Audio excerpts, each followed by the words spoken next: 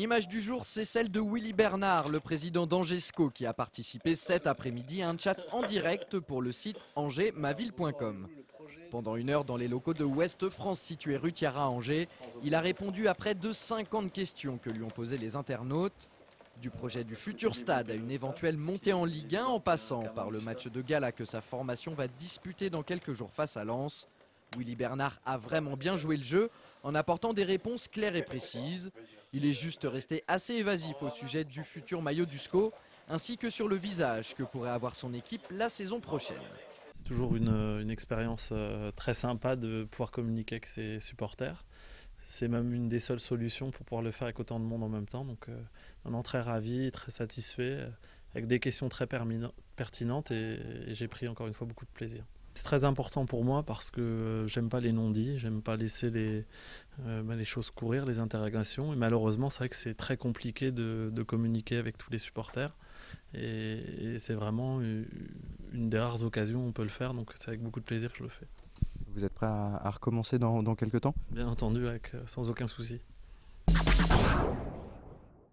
On passe maintenant à la grosse actualité de cette semaine. Vous l'aurez certainement deviné, cette actualité c'est le choc qui se profile lundi prochain à Jambouin entre l'équipe de Jean-Louis Garcia et celle du Racing Club de Lens.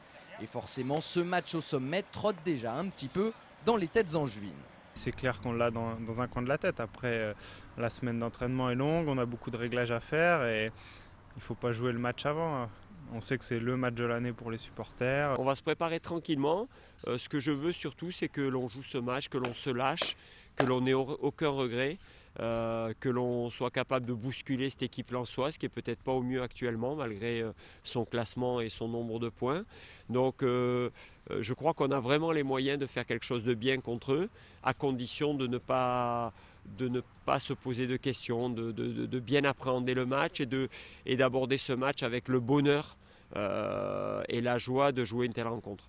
Dès hier, les Angevins ont entamé leur préparation pour ce grand rendez-vous avec une séance basée sur le jeu.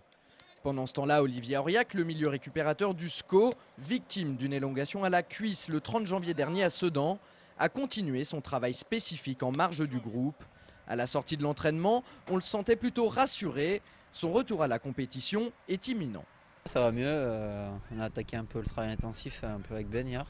Ça s'est bien passé, là on a attaqué les sprints aujourd'hui, c'est passé aussi, les frappes longues aussi.